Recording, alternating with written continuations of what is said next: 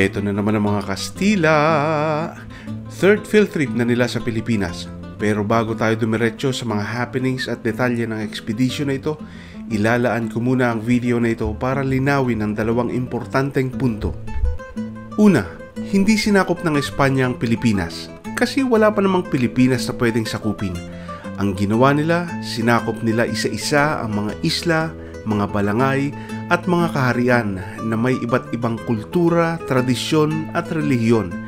Isa-isa, island by island, kingdom by kingdom, hanggang sa unti-unting mapag-isa sa ilalim ng pangalang Las Islas Filipinas. Pangalawa, hindi natin utang sa Espanya ang pagiging Pilipinas natin.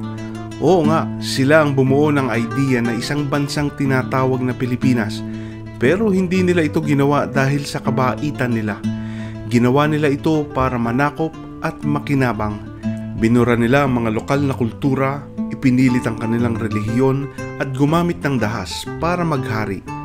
The Philippines was established through violence, not generosity. Sa susunod na video, mga happenings na talaga ng third field trip ng mga Kastilaloy. Abangan!